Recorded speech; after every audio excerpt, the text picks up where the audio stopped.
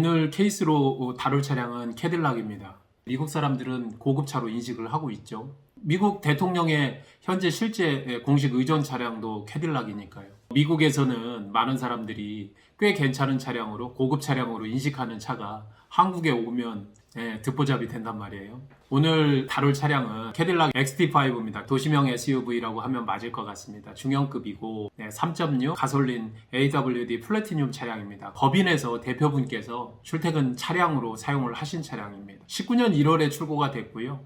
연식은 18년형입니다.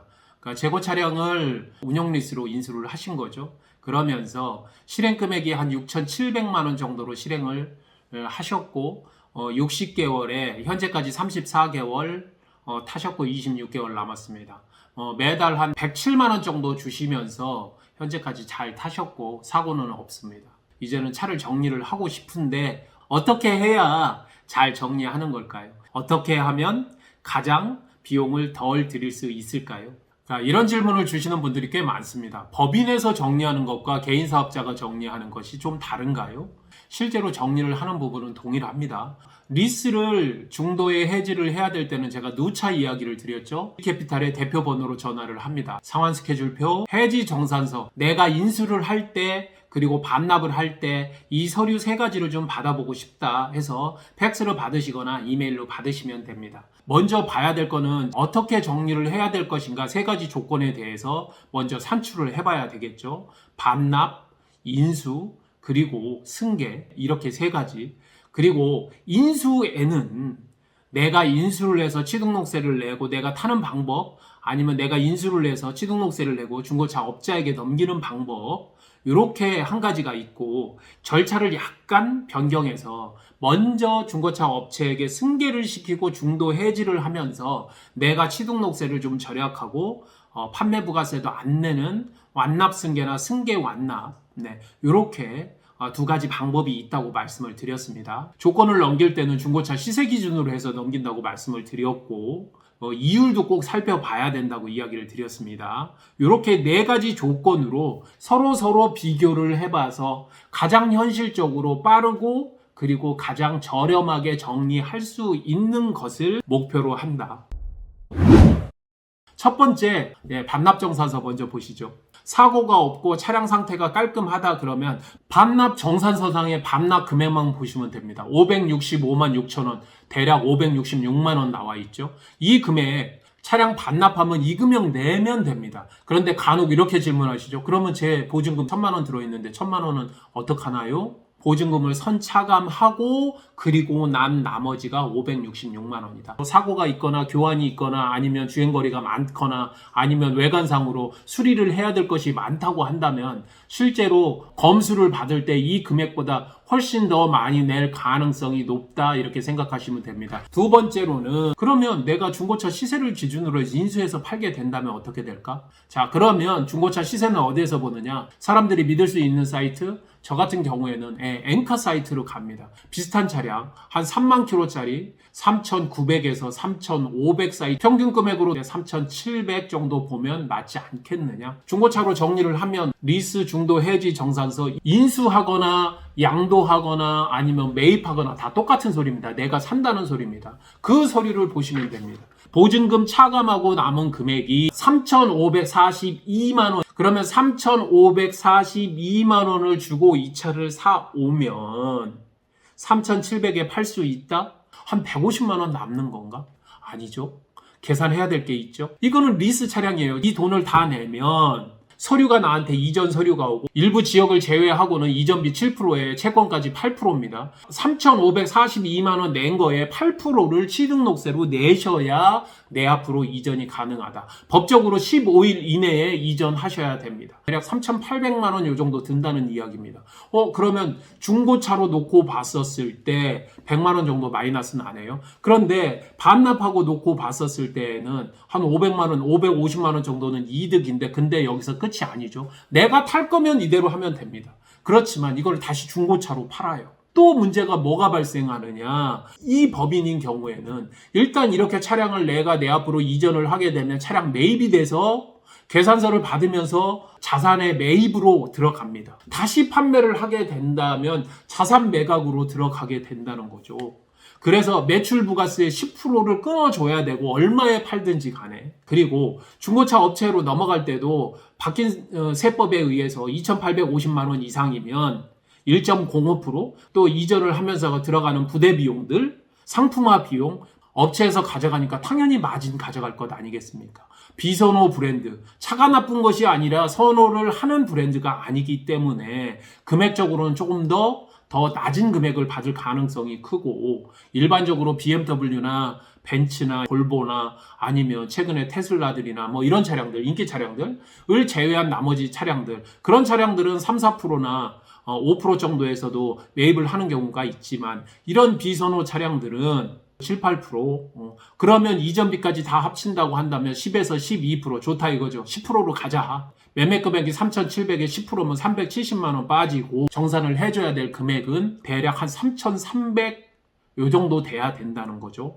그러면 판매를 할 때 3,300에 팔아야 되는 거니까 실제로 사올 때 이전비까지 하는 거고 판매까지 하는 거 생각을 한다면, 그러면 반납하고 비슷한데요?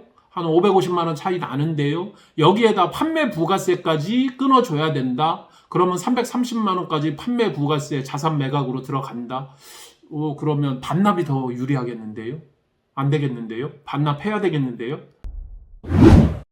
승계 완납으로 처리를 했었을 때는 그러면 어떻게 될 거냐? 중고차 업체에게 먼저 승계를 하고 그들이 중도 해지를 하게 해서 계산서를 받게 해서 내가 자산 매입으로 안 되게 한다면 어떻게 될 것이냐? 3,542만 원은 똑같이 정리가 됩니다. 일단은 승계를 하는 비용을 먼저 올립니다. 리스사에서 계약자가 누구로 바뀌냐? 지금의 고객님에서 중고차 업체로 바뀌게 되는데, 이때 1에서 1.5%의 승계 수수료 들어가고요. 그리고 중도에 해지를 하게 되면 아까하고 똑같이 이전 서류가 승계가 됐기 때문에 업체로 넘어갑니다. 취등록세 1.05%, 그래 부대 비용까지 합쳐서 대략적으로 1.5%, 2% 정도까지만 들어갑니다. 상품화 비용 2%, 거기에다가 마진까지 합치면 대략 11%에서 12% 정도 되겠다. 그러면 3,700만 원 아까 중고차 시세 봤었을 때 370이나 400만 원 정도 빼면 되겠다. 3,300.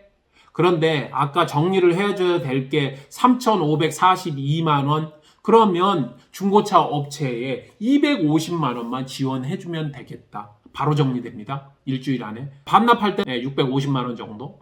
내가 인수해서 판매를 할 때는 오히려 매출 부가세까지 합치니까 800만 원이 훌쩍 넘었죠. 그러면 1번, 2번 비교했을 땐 내가 인수해서 판매하는 거는 제끼고, 내가 승계해서 완납을 시키는 걸로 똑같이 정리를 한다 하더라도 법적으로 전혀 문제 없습니다. 넘겼더니 650만 원에서 250만 원 차이, 400만 원. 훨씬 이득인데요? 반납하면 안 되겠는데요? 네. 승계해서 완납해야 되겠습니다. 현재까지는 승계해서 완납이 윈입니다. 이제 조건 하나 남았죠? 승계. 승계를 할 때에는 그냥 일반적인 지금 이 서류 기준으로 보시면 안 되고, 상환 스케줄표에서 60개월 중에 34개월, 26개월이 남았다는 현재 남은 개월수 한번 보고요. 연식이 18년형인데 19년식이라 거기다 캐딜락인데 2년밖에 안 남았다? 과연 승계를 할까? 좋다. 승계를 한다고 보자 이거죠. 그러면 현재 리스사에서 잡고 있는 채권이 얼마냐를 봐야 되는데, 그걸 바로 미회수 채권이라고 부릅니다. JB 우리 캐피탈에서는 미회수 원금이라고 표현을 안 하고 물건 매입 대금이라고 써 있습니다. 4,116만 7천 원. 이게 바로 미회수 원금이고 물건 매입 대금입니다. 그러면 이 금액을 내가 승계받는 겁니다. 후자가. 자, 그런데 보증금 1,000만 원 있습니다. 4,117만 원, 1,000만 원 빼주면 3,117만 원이 실제로는 내가 현재 가지고 있는 채권이라는 겁니다. 그런데 중고차 금액은 3,700만 원입니다. 그러면 600만 원 정도는 승계를 할 때 내가 오히려 받을 수 있는 조건이 되는 거죠. 장난 아닌데? 다 마이너스였는데 600만 원이 남는데? 원금 기준으로는 그렇다는 겁니다. 이 차량이 그냥 넘어가는 게 아니라 리스는 승계를 할 때 이자까지도 넘어간다는 이야기예요. 그럼 여기에 걸려있는 이자는 얼마인가를 봐야 된다는 거죠.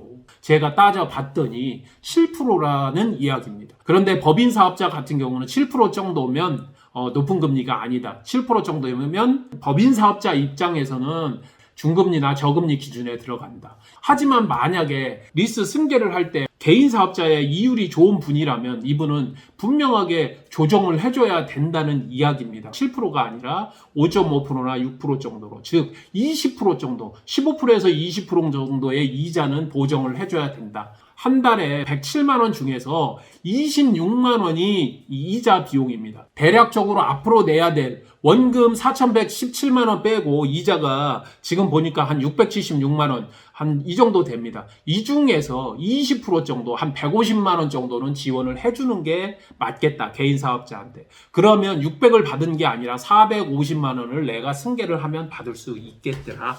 아마 제가 이야기를 하는 것 중에서 캐딜락 XT5 3.0 플래티늄 AWD라는 이 차량을 이 사례로 처음 보시는 분도 있을 겁니다. 그만큼 듣보잡이기 때문에 이 차를 과연 누가 인수를 할 수 있겠느냐, 승계를 할 수 있겠느냐, 쉽지 않을 것이라는 겁니다. 쉽지 않은 것을 승계를 하겠다고 내놓는다는 것이 과연 합리적인 건가, 잘 정리할 수 있는 건가?